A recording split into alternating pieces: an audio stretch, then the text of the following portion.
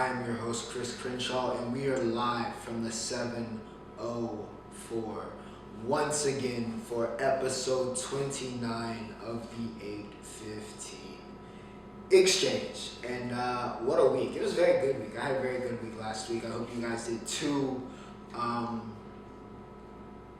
Let's see. Where do I want to start here? I got a nice little intro set up here.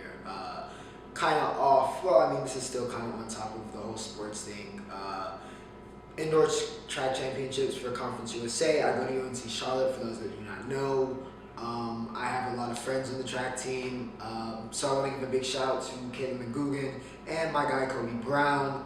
Both took home the conference championships in their respective disciplines. Also, a big shout out to the men's indoor track team. They took home the conference championship yet again. That's back to back. You know how it goes. This is what we do. Niner Nation stand up. But yeah, super proud of them. Super inspired by them, and yeah, they're just gonna keep killing it.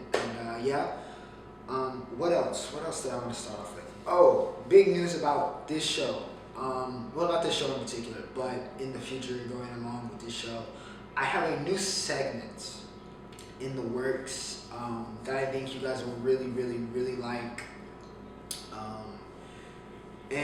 I'll talk some more about it this week. Maybe at the end of this episode, around the Roundup, I might go back into it. We'll see. But definitely you'll hear some more information as this week goes on social media or wherever. I'm very excited about it. And I think it's going to be very good for the development and for the engagement of the 815 Exchange. And yes. So, without further ado, reminder that timestamps, as always, are in the description along with all of my social media links. If you're trying to find me there or want to interact with me there, those are in the description. Timestamps, like I said, in the description. If you're looking for a certain segment, you're looking for a certain topic, skip right to it and hear what I have to say about that. Without further ado, let's get this recap of this week. This very, very busy week. Let's get this going. And we're going to start off, since I talked about college sports earlier with my people taking home the conference championship. Let's start off with college basketball, shall we? Over the past couple weeks, I've been talking about Michigan and Ohio State, and I've been talking about how the real big game for Michigan and Ohio State, typically that's the nickname assigned to the football game they play every fall. But how Ohio State's been dominating, let's be honest, with all due respect to my Michigan people. The basketball side is kind of more interesting. You got the number 3 and number 4 teams. And, well, ladies and gentlemen, I didn't even know this was going to happen, but they ended up matching up yesterday. So, perfect thing to start off with.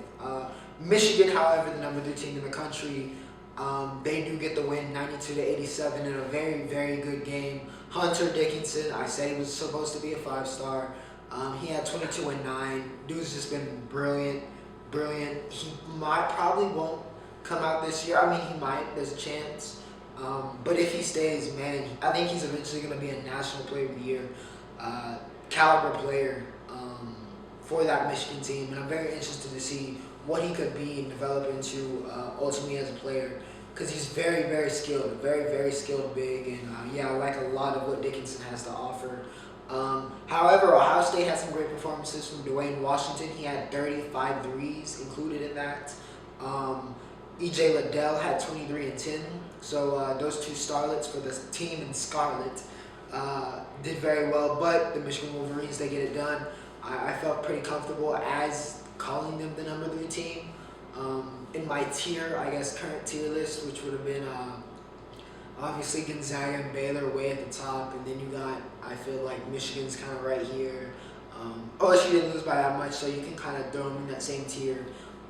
And then there's another team, Illinois, especially with the way Ayo Dosunmu, who has to be in National Player of the Year conversation, absolutely has to be, collected his second triple-double in 2 weeks, and the 4th, I think, in Illinois history. Ayo's averaging over 20 points, I think 5 rebounds, 5 assists or something like that. dude's been a beast. He's been a beast. Ayolan Suma is a beast, and he should be a lottery pick this year. They also got Kofi Cockburn. That's a really good Illinois team, and I think they're in that category. The Big Ten, man, I really do hope all of those teams play in the conference championship, because I think that'd be really, really fun if we could see that Big Ten conference championship with the way it's been this season, with all of the great teams they have. I think that'd be very, very interesting. Another big story out of this week was all of the Blue Bloods. All of the Blue Bloods, which has been a reoccurring thing this season, has been the Blue Bloods have not been the Blue Bloods. The Blue Bloods have been garbage. They've been trash. They've been struggling. They've been all over the place. Well, ladies and gentlemen, it seems like things might be turning a corner. I'll start off with my favorite team, which is Duke. Jalen Johnson, our talent level best player, and the gem of our recruiting class, decided that he wanted to leave the program. Wish the best for Jalen. No harsh feelings. It is what it is. It appears that we are better without him, though. Best defensive effort of the year against one of the trademark defensive teams in college basketball. Duke upsets Virginia 66-65. Matthew Hurt continues his run for ACC Player of the Year with a 22-point performance. But this was just overall one of our best team performances. Yeah, I was impressed. I've said this season's a wash. I'm not too invested, but this is still, of course, if you're a fan of any team, anytime you win, unless it's like the NFL and you're tanking for the number 1 overall pick, Jets, you want to see your team win. It's very good to see your team win. So good to see us get this win. Again, we're not making the NIT or the NCAA tournament, I think, or anything. But I don't know. Maybe we run the table. We'll see. A team that is looking like they might run the table at this point. Kentucky upsets Tennessee 70-55. UK has been way better since the turn of basically February.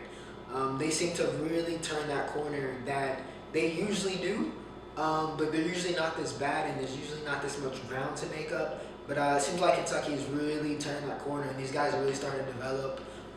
Even though nobody really had a great game in this Tennessee game, Brandon Boston has looked much better, looking like the lottery pick he was expected. Keon Johnson, I've talked about him before for Tennessee. He had 15, but he did not have a great shooting efficiency game, which is something I talked about, not being too impressed by him. Great athlete, though. Jaden Springer didn't have a great game. But UK is looking very dangerous. It'd be very funny if a 500 UK team makes the tournament after they just ran the table in the SEC tournament. I think that'd be very, very, very funny. Keeping the Blue Bloods going here. Hopping over to the Big 12, David McCormick, 17-8, helps fuel Kansas to an upset victory over Texas Tech, 67-61. Now, I have no idea why Kansas was ranked. Even after this win, I still don't know why Kansas was ranked. They lost 7 games in a row, or something like that. 5, 6. I think it was 5, 6. I think they only have 7 losses. So I think it was 5, 6 games in a row, and you were still ranked somehow. I don't really understand, but they did get this big win against Texas Tech, who have been really kind of up and down. They've been up and down. Mac didn't have a great game in this game. And yeah, it kind of showed. Kansas finally gets it done. We'll see if they can turn it around, see if they can build some momentum, justify themselves being ranked, even though this win goes a long way to doing that. In one of the best games of the week, West Virginia and Texas played. West Virginia, I've talked about them a lot this year. 84-82, they get the win. Courtney Ramey did have 28 in a loss for Texas, but West Virginia, great team effort, a fantastic team effort, and yeah, West Virginia gets another win. They're a borderline top 10 team. Of course, the rankings come out today, so they may be a top 10 team. Big 12 is another conference that's loaded, looks very good. We probably have a very, very interesting conference championship with all the great teams in that conference this year, such as Oklahoma, West Virginia, Texas, and so on and so forth. And yeah, that's college basketball. Okay, now let's get with the combat sports world. Yes, ladies and gentlemen. We had boxing and we had a UFC fight night. And my goodness, this was the week of absolutely brutal KOs. In fact, let me start off with the KOs before I get to whatever we want to call what the Adrian Broner fight was. Derrick Lewis took on Curtis Blaydes. Apparently, this was the biggest upset, one of the biggest upsets in UFC history, which is absolutely appalling to me because I had this fight as 50-50. I mean, they're not too far off in the rankings, and Derrick Lewis, even though, you know, swinging and banging is a foreign art in MMA, he's still one of the best heavyweights in the world. I don't think Blaydes is that much higher level than him. And after this, I don't know if you can say Blaydes is a higher level than him. As Derrick Lewis in round 2 with a brutal uppercut sends Curtis Blaydes to the nether realm to sleep. And then honestly, those follow-up shots on the ground that kind of made me uncomfortable. I know we give Herb Dean a lot of flack. And even earlier in the event, he had some iffy stuff. But I cannot give him flack for that. He got there as fast as he could. It's just Lewis was had turned that switch. I get it. It's tough when you're in the octagon, if you're in the ring, wherever you're in a fighting situation. It's hard to turn off that switch. And yeah, I think Lewis couldn't turn off the switch. And as he said, he didn't want to make sure that Blaydes lifted up like the Undertaker or whatever. But yeah, absolutely brutal KO. If you haven't seen it, go watch it. Brutal KO. Derrick Lewis, I think, is next in line for whoever wins that Stipe Ngannou matchup. I think that's who Derrick Lewis will get next for the heavyweight title. And we'll see if he can get it done this time. I wouldn't bet on it against either one of those two guys. But yeah, Lewis, huge win against Blaydes. Going over to boxing, Eddie Reynoso is a magician. He's a magician, as I put in this tweet right here. Miguel Berchelt, heavy favorite over Oscar Valdez as the junior lightweight champion at 130. I think he was going for his 7th or 8th defense. Had Julio Cesar Chavez, who was Oscar Valdez and many Mexican boxers. Julio Cesar Chavez, of course, one of the greatest boxers of all time. He was in Berchelt's corner, told him to go knock out Valdez. The Mexican president, the president of Mexico, even went and told and called Berchelt and gave him his support. This was a Mexican versus Mexican fight. Valdez had his own president and his idol rooting against him in this fight. But no, Valdez had the power of Eddie Reynoso training. So it didn't really matter. This was a complete dismantling. I don't know why Berchelt, well, I mean, even though I would have probably picked Berchelt in all honesty, though I thought it was going to be a very good fight, which is why I was interested in watching it and why I did watch it, because I thought it was going to be much closer than people were kind of anticipating. Like Shakur Stevenson, who I'll get to after this. Valdez with a complete masterclass of a boxing performances. One of the best boxing performances I think we might see all year, and he ended it emphatically at the end of the 10th round with a knockout of the year candidate. I haven't seen a man go down like that since that JMN versus Pacquiao. Since Pacquiao got to put to sleep in almost pretty much the same way. It was, they got the sequence, if you go to Eastman's IG or SportsCenter's IG, really just anywhere, Top Rank's IG, they have the slow-mo version of it, and they have the, from the ringside, they have the ringside perspective. Oh my goodness, it's insane. It's insane. This might be the best knockout in combat sports in general that we see all year. Valdez completely earned that title at 130.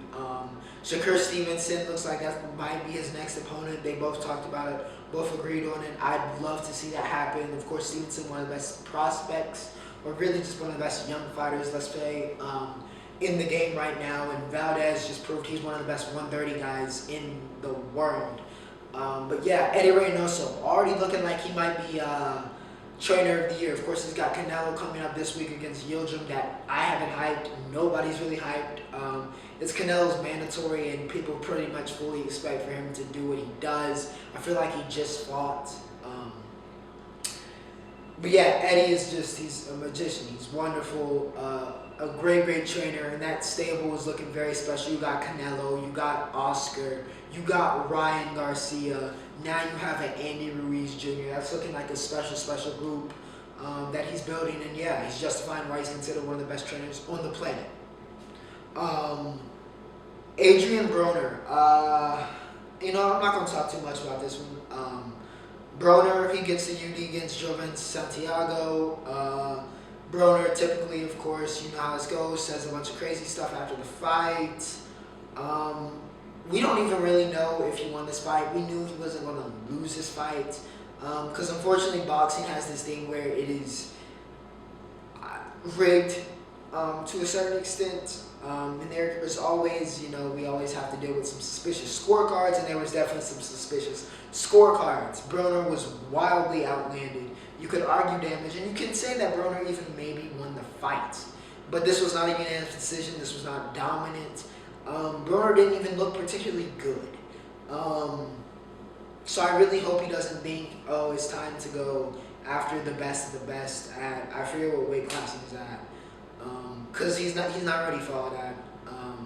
And we'll see. We'll see what Broner does. I was not impressed. But it is what it is. He's back. And yeah, that's really all I got to say about Adrian Broner. But yeah. That is the combat sports world. A bunch of knockout of the year candidates. Shout out to Oscar Valdez and Derrick Lewis for putting on a show for us. And yeah.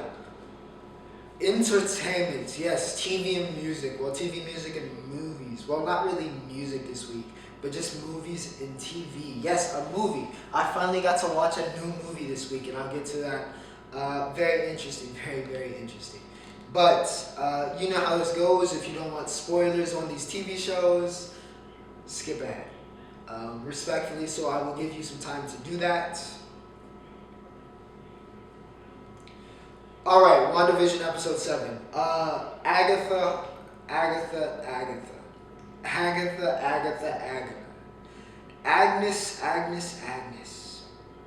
It was Agnes. I mean, we kind of expected it with the whole Agatha Harkness, kind of play. Yeah, she was the one manipulating Wanda and the situation and Pietro, just pretty much everything. She's been the director to WandaVision. If WandaVision has been created by Wanda, Agnes has been the director, as shown by the director shot.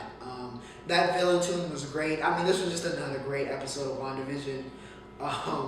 But Agatha being responsible, that whole theme, that was just wonderful. We finally got a MCU trademark, which we haven't had all season. That is the mid-credits or post-credits scene. We finally got one with Monica, who is now using her powers, and we got to see her use her powers in this episode. As Photon or possibly Spectrum, we'll see. We finally got to see that, and she was snooping around Agatha's place, and then all of a sudden Pietro showed up out of nowhere. This does leave the option now that maybe Pietro is not Mephisto, like a lot of people were theorizing. Maybe this actually is the X-Men version of Pietro. And since he's being manipulated by Agnes, maybe that's why he's been acting strange or knows some things he probably typically would not know. But yeah, very interesting situation handling now. We don't know what happened to Tommy and Billy. Hope they're all right. They might age up again the next time we see them. And yeah, 2 episodes to go. It's going to be very action-packed. And now with this, we'll see if Mephisto shows up. We'll see what the deal is. It's been a very good season. It's been a very good show. Darcy and Vision on the camper, and the kind of the Office and the Modern Family themed show this week was very funny. And very entertaining. WandaVision continues to bring it. I'm very excited about episode 8. And one of the best shows on television. Streaming platform. Shout out to Disney Plus, even though I'm not getting paid to say that.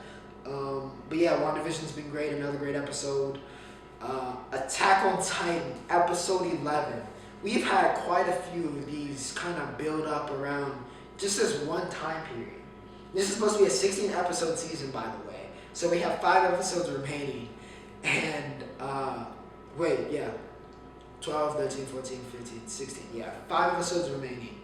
And we still have been kind of stuck in this place. But it's okay because they're providing context about all of the different characters and their situations. This week we focused in on Hange and, of course, Gabby and Falco. Hange is kind of going mad, they're trying to figure out what to do. Flock, he snitched to the town about Aaron being back and Aaron being imprisoned. So now Hange is having to figure out what to do. What would Commander Smith do? What should they do? I mean, Commander Irwin. I called him by his last name. What would Commander Irwin do here? As they have Aaron locked up, and many people believe Aaron is the hope. Aaron is our way to winning this war. What to do? Mikasa's becoming very, very conflicted due to her love of Aaron and what her obligation as a scout is. And yeah, everything is getting muddied up here. Gabby, it's still Gabby. We do not mess with Gabby over here. Still don't have any remorse for Gabby. I understand her situation, but man, if Falco turned out how Falco is, I like Falco. Falco's a good kid. Sure, he's dealt with some stuff. The same thing that Gabby has. But he's not as corrupted or unreasoning. Or he's just simply smarter than Gabby. Maybe that makes him more tolerable. I don't know. Anyways, they get rescued by, just gotta twist the knife a little bit more, Sasha's family, who have now started taking in, basically become a foster family for orphans. So yes, of course, Attack on Titan has to twist that knife of Sasha being dead by having Sasha's family take in Sasha's killer. Thank you. Just great. Honestly, good scenes with them, kind of showing Gabby and Falco having to deal with that. Falco, of course, much more diplomatic, much more understanding. Gabby is just reckless. She's a loose cannon. She does not have any reason. She doesn't show any signs of intelligence. She's just moving crazy. She's been so corrupted by Marley and believing into Marleyan principles that she refuses to reason and continues to call the Paradise people devils, despite them being completely nice and kind and opening up their home, giving them work, giving them food, giving them shelter. She continues to be just disrespectful. And we'll see how that goes and see what that scenario is. She did kind of break down at the end there, so we'll see if Gabby improves. I don't know. Wouldn't bet on it. We got kind of a mid-credit scene, another mid-credit scene in these two TV shows. This one including Rainer and everybody back on Marley, having healed like Piek, everybody healing back up. Basically explaining that Zeke had turned on them and what the situation was now. Rainer, I don't know what it is. I don't know if he's ready for another fight with Aaron and ready to just lose it all, or which probably more so just trying to save his, Gabby and Falco and make sure they're safe, which is what he said as they're the two top warrior candidates, and just kind of preserving Marley. It looks like they're going to be coming to Paradise. He said they should attack now and not wait, because that's probably what Zeke and Aaron are expecting. So we'll see. It's starting to heat up. Hopefully we get some progress here. Hopefully we see what Zeke and Levi have been up to in the next episode. This was actually, Aaron, besides being mentioned, was not in this episode at all. Not even for a single shot. I mean, technically baby Aaron, when the Mikasa flashback when she was having her PTSD when he saved her and she fell in love, we had that, but Aaron was not in this episode alone. So that's kind of crazy that they were able to still make a very good episode without the main character of the show being in it at all. That kind of counts to Attack on Titan's brilliance. But yeah, another great episode. I finally finished Crash Landing on You. I understand the hype about it. I honestly, I get the hype. A very good K-drama. Very, very good.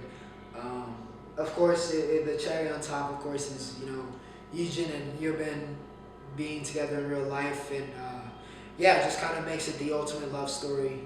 Very, very good. Highly recommended if you're, trying to get into that space. Or you're looking for television show recommendations. Highly recommend Crash Landing on You. Very good K-drama. Worth all of the hype. I thoroughly enjoyed it. not just cheesy, it had romance, but it also had a lot of action, a lot of cool action sequences, and yeah, very, very, very, very good show on Netflix if you're looking for it. Another show, well, not really a show, but a movie that came out on Netflix, Malcolm and Marie. Malcolm and Marie. I'm trying to figure out how I feel about this, like, this movie, okay? It's a good, well, let me just say this. Zendaya and John David Washington, it's out to JDW, because his dad is Denzel, of course, as we all know. It's going to be, typically speaking, tough to get out of the shadow of one of the most iconic actors ever. But JDW's, really, I think he's starting to step out of the shadow. He's starting to prove himself. And at least in my eyes, he's a great actor. He's a great actor. He's only going to get more great roles. He was great in this, and so is Zendaya. They were the only two actors, but they put on Oscar-worthy performances. I mean, they put on acting clinics. I said that in a tweet also. They put on an absolute acting clinic in this movie. But the actual movie, the black and white was an interesting aesthetic choice, because it kind of contrasts with the fact, also with smoking, because it kind of contrasts with the fact that the movie's set in modern times, but it looks almost old-timey because of the black and white.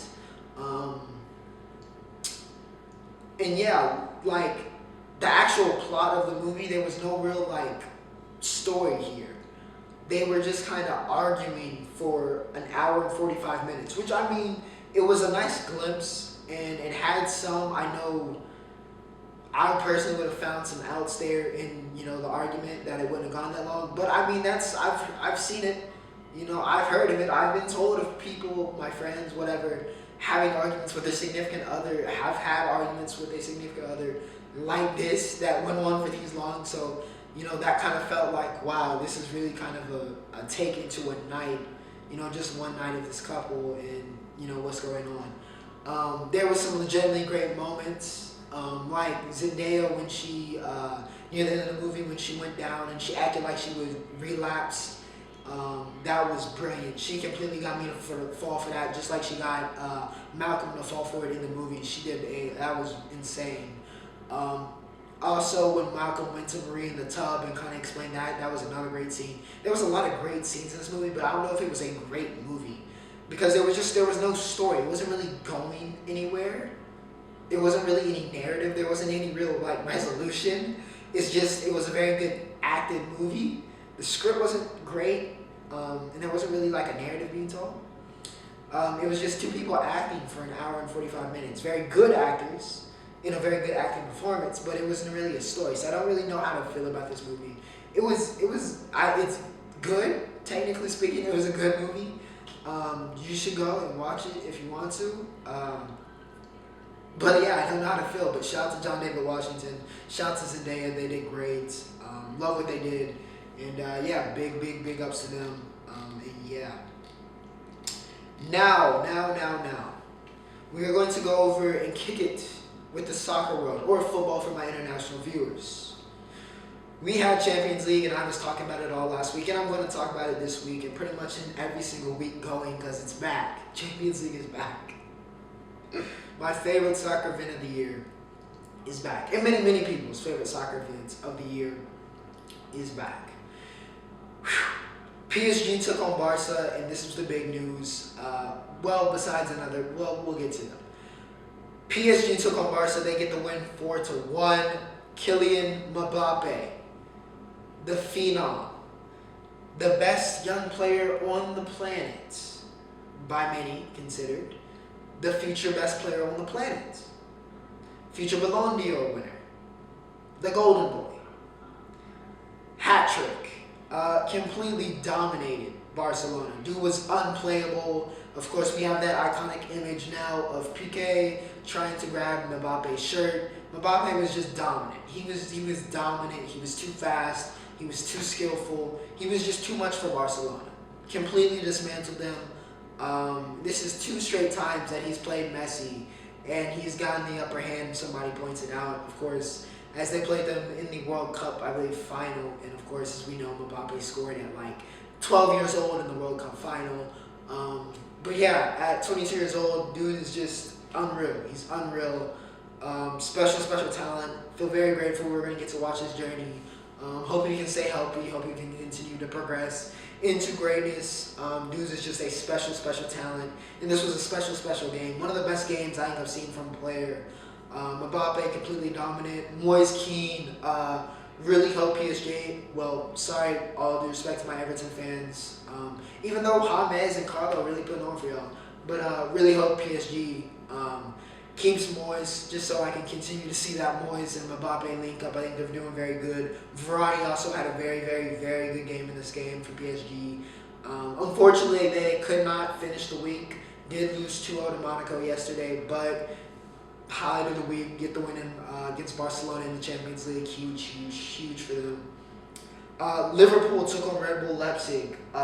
Derrick Lewis recently signed to Bayern and continues the Bundesliga teams getting completely, I mean, it's a tyranny. It's an absolute tyranny. They all just bow down to Bayern at this point. Another Bundesliga contender giving away one of their best players to Bayern Munich, just so Bayern Munich can continue to rail the rest of the Bundesliga. Anyways, Liverpool gets the win 2-0 because Upamecano blew it. He blew it. Had way too many mistakes, did not justify that £40 million, I believe, price tag that's been put on him. Did not play that well. Salah, Mane, you know how this goes. Liverpool gets the win 2-0. Huge for them in the first leg to get that win like that. Porto took on Juventus, and not the best game for Juventus. Honestly, I hated the way they played in this game. Absolutely detested the way they played in this game. They did not play with it seemed like any intention of scoring. And a lot of this is due to Porto just playing that well. Shout out to Porto. They played great, and Porto took advantage of Juventus' mistakes, and it got them the win. Of course, Champions League is 2 legs, and they have Ronaldo, and this is Cristiano Ronaldo in the Champions League. So, can't say Porto's got this in the bag, but it's looking a little bit better. It's looking a little bit better from what you would have probably expected for Porto. So, huge win for Porto. We'll see what they can do with it. Dortmund, another one of the men of the week, even though Mbappe technically won man of the week this week, at least in the Champions League, was this Dortmund-Sevilla game, which is a great game. Dortmund gets the win 3-2, which is an upset here. Haaland, 2 goals, 1 assist. The machine, Erling Braut Haaland. Another one of the, probably, let's be honest, him and Mbappe, I would dare say, the 2 best young players in the game right now. At least the 2 best attackers, 2 best young attackers, 2 best young attackers. I said young as in young players. Okay, don't go crazy now. But yeah, Haaland, machine, lethal. Dude is seemingly the next Mr. Champions League. His Champions League scoring record is ridiculous. I think in his last 40 matches overall, he's got 41 goals. Dude he's a monster. He's a monster. That big, that fast. He's a Zlatan. I've been referring to him as a Zlatan region from the start. And he might end up better than Zlatan, if I'm being honest. And we all know how great Zlatan has been. But Haaland, he's a beast. And then in the weekend, 4-0 against Shellac, he gets 2 more goals. Shout out to Jadon Sancho, who's been playing phenomenal recently. He also had a goal. This has been Dortmund has been on fire, especially those 2 who are the focal point of the team. Seems like their fortunes are kind of turning around here, and we'll see if they can get it going. But Haaland, absolute machine. Haaland, Mbappe, they look like it's going to be the new whole. We'll see. We'll see. There's no guarantee they reach the heights of Messi and Ronaldo, but it seems like this is going to be the new who's the best player in the world. This is the new, argument, who's better. And the funny thing is, if Real Madrid has their way, they'll be playing together. Please pray for Barcelona. I know they are very sick already of possibly having to play Mbappe if Mbappe goes to his dream club, which is Real Madrid, even though he's kind of pledged allegiance to PSG.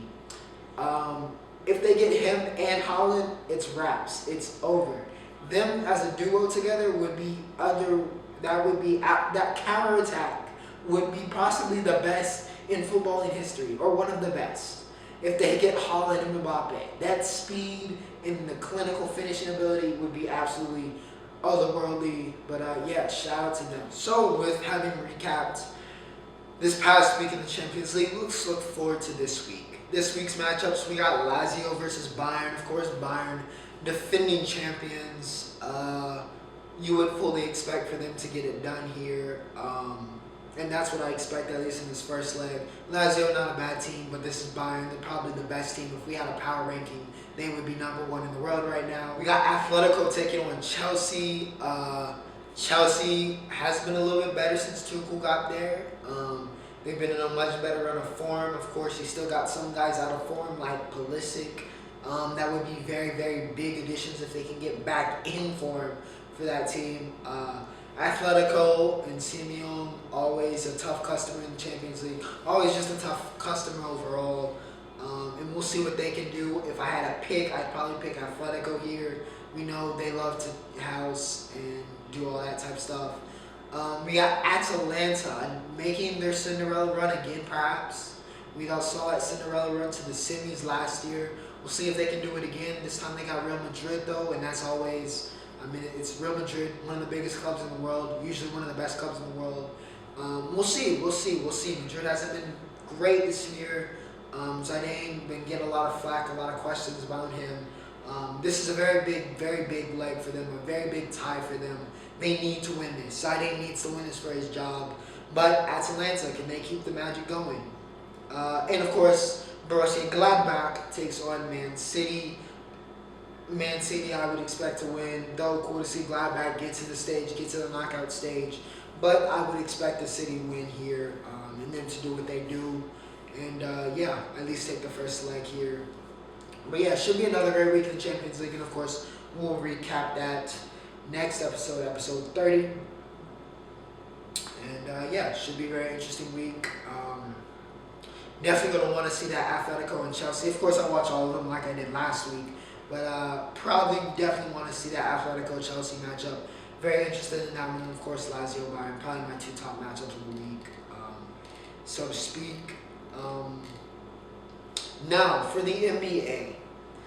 Of course, I got to talk about my G League people. Trey Jones for G League MVP. I'm going to continue to promote that. Shout out to Vernon Carey Jr. as well. And the rest of all those guys balling in the G League bubble. If you haven't already, highly recommend it. But I am here to talk about the Ignite. Got to talk about the G League Ignite. Walked into the week with the best record in the G League bubble. Took some L's this week, including getting absolutely hammered and welcomed to the G League and welcome to the league. Performance. None of the four prospects played well. None of the bottom people on the team really played well in that game. We're down by 40 at one point, but nonetheless. They recovered at the end of the week. They end up 5-2 here at the end of week 2 of the bubble. Jalen Green has really stepped it up. JG really starting to look better. Had his best three-point shooting game of the week yesterday in the win. He's continued to look better. His off-the-ball movements look great. His defense looks much better than expected.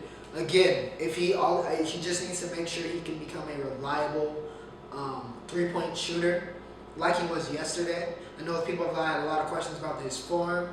I don't know if that'll be a major issue or why. We'll see. I mean, there have been people that have been better three-point shooters with worse looking forms. So, and his isn't even really that awkward. But nonetheless, anyways, the way JG's been playing has been phenomenal, especially this past week. Really was the best player on that team. Isaiah Todd, I also have to give a big shout out to. Todd had some pretty good games this week. He would have been going to Michigan. I have to wonder, would have Michigan have been on that Gonzaga and Baylor level if he was there? Because he's proved he's a pretty good player. Should be a first rounder, absolutely. Definitely needs to be possibly getting some lottery talk depending on how he plays during the stretch here. But yeah, Zay played well. JK showed up a little bit more on defense this week, but did not score like he had been. Has had some not so great shooting days. not so great scoring days. We'll see if he can recover next week. But I think he cooled down on some of that. People were wondering, maybe is this guy the number 1 overall pick hype? Still had that, I think, 2010 game in the game they got absolutely wrecked, but wasn't as good as he was the week before. So we'll see if JK can keep, kind of revert back into a scenario. The Shark Nation Knicks has been one of the biggest surprises. Dude's been a very good, consistent looking point guard. Can get a bucket, can get some assists, can use his body to get rebounds. Showing a lot of tools in the tool shed. I wouldn't be mad if somebody used a first rounder on him. Again, proving why he, besides Cade, was one of the top point guards in this class, up there with Cade and Sharif Cooper. He's been very good for the G League Ignite. And yeah, of course, my favorite team in the G League. I would buy a jersey if they were available. But yeah, good stuff from the Ignite. New Orleans, 2 teams that haven't had the finest seasons, but had a very good game yesterday. In overtime, New Orleans gets the win, 120-115 over Boston. And I really did this so we could talk about Boston. Even though JT had 32-9, and JT and Jaylen Brown have been great, Boston is, I think, 15-15 this year. The Celtics should not be a 500 team. The talent on that team, the star power on that team, the coaching, the supposed coaching on that team, by any means, should the Celtics be a 500 team? Absolutely not. Absolutely not. Kemba's hurt, and he's playing, and that's had an adverse effect, honestly. It has not been a good year for the Celtics. They are wildly underperforming, and something's got to go. Something's got to change. Something's got to give. You cannot continue to play at this level with the type of talent you have. And I'm very interested to see what type of moves get made here, because moves have to be made. If you're Danny Ainge, it's time. It's time. I'm not saying it's a full panic, but this far into the season, you're at 500. This is not how it's supposed to be going. This is not how your season was supposed to be prophesized. We'll see if they can recover. Also in this game, Brandon Ingram with 33. Zion Williamson completely bullied Tristan Thompson to take the lead before JT sent it to overtime. Whole lot of Duke players, by the way. I just highlighted 3 Duke players. So shout out to Duke, man. Really producing talent out here in the league. But yeah, BI had a good game with 33. Zion, he's a monster. Dude is unstoppable, absolutely unstoppable in the post. If he gets within the 3-point line, it's over. It's wraps. Doesn't matter. He's too fast, too strong, too athletic, and way too good of a finisher inside. He's unstoppable. But yeah, shout out to Zion. Shout out to the Pelicans. Maybe they can turn this around. They're 13-17, I think, so far this season. We'll see if they can, start to push for that 8th seed or start to, get back into the playoff picture. They're not too far out of it. A team that is not in the playoff picture, and another team that is, I don't even know if it's underperforming.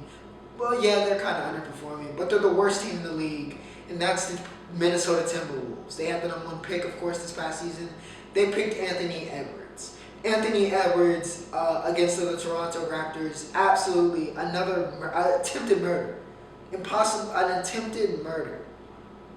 Caught an attempted murder charge in one of the best posters of all time, one of the best in-game dunks of all time on Utah Wannabe. I mean, it's probably right here, right? I got a nice little picture. Insane dunk. Edwards, I think his athleticism slightly underrated. I think a lot of people focused on his, which is fine. Focused in on his scoring potential and his abilities as a scorer, but Edwards is like he's a freak athlete. He's a freak athlete. Dude has stupid bodies. This the guards coming in, over the next this past year and next year and maybe a little bit next year, there's some super athletic guys. I wouldn't put Edwards necessarily on a JG spectrum of athleticism, but he's not too far off. He's right behind. But Edwards, absolutely insane dunk. I mean, that's the only good thing I can say about the Timberwolves. They just fired Ryan Saunders, by the way, I think this morning or last night. But yeah, Minnesota straight pain. D'Lo and Cat have only played like 4 games together since they teamed up. So yeah, I feel for y'all, but hey, it's what it is. Lakers has been struggling. AD got injured. Lakers have been kind of struggling, which is kind of expected. AD is a very, very important piece of that team.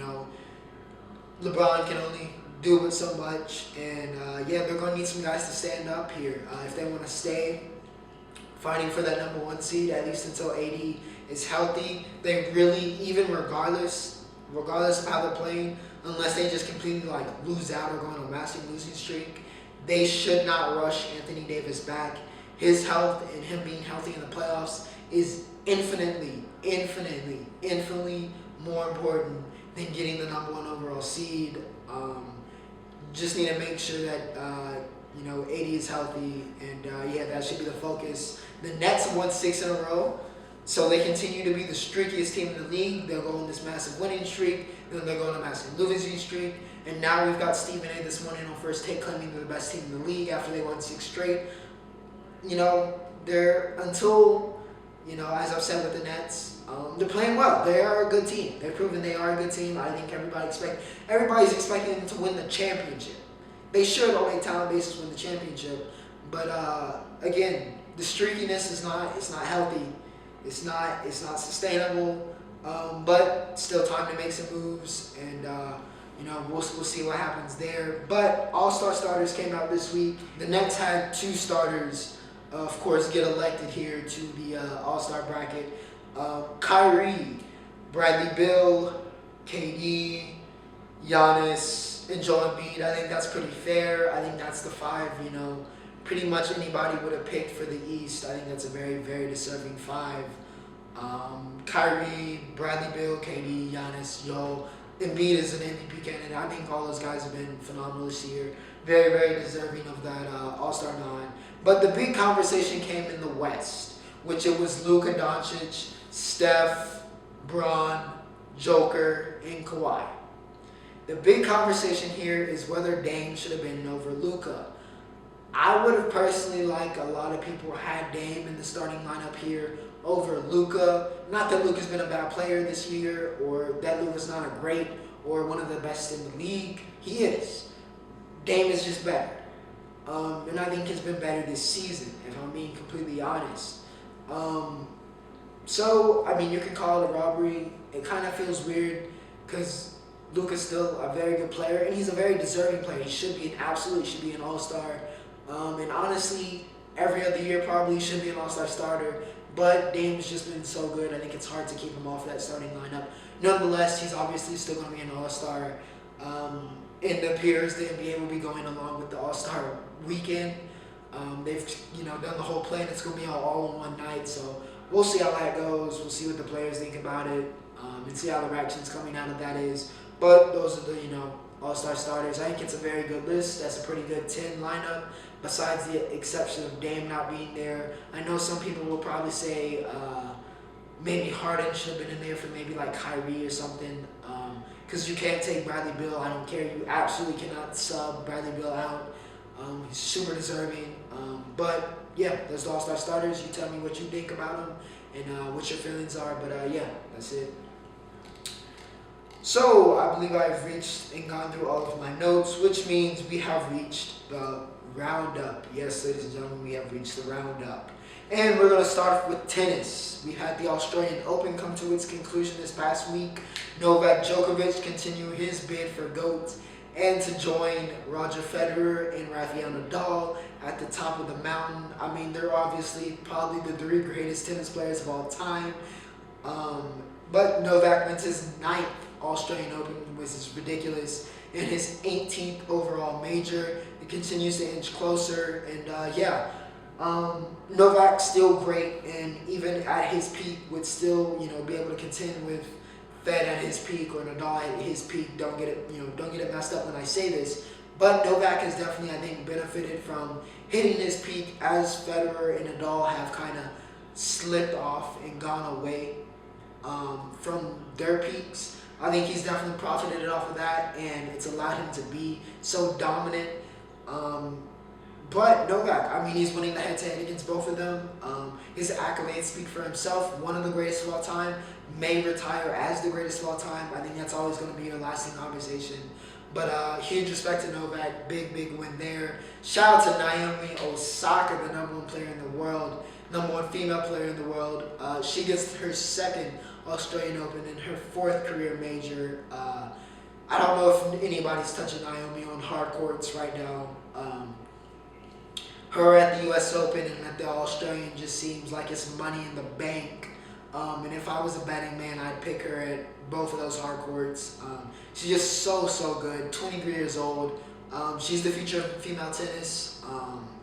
And yeah, she's continued to prove that since she won her first one. She took out Serena. She took out Brady. We had that funny moment in the post-after conference. She's very shy, very introverted, messed up the name. But nonetheless, Naomi has a big game. And she's special. Shout out to Corday, the number one, the best job. He gets to do what he loves, which is raps. And the woman that he loves is the highest paid female athlete in the world. What a dream. What an absolute dream.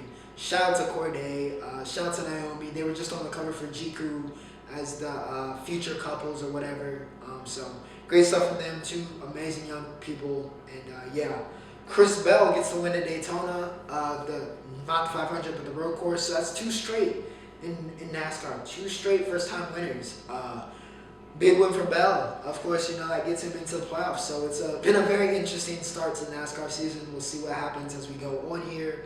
And with that said, we have reached the end of the show. And I guess I'll talk briefly. Everything's still getting ironed out, but I'll do a snippet here for you about the new segment, which would be basically me sending out near the end of the week for sports and entertainment, right before I record this podcast, maybe on like a Saturday, I send out on my social media to my friends and of course you, the audience, you to give me your questions, give me your opinions about the week in sports and entertainment, and you tell me what your thoughts are, and I come on and I bring some of them onto the podcast at the end of the show probably, and I talk about them. We have a nice little conversation.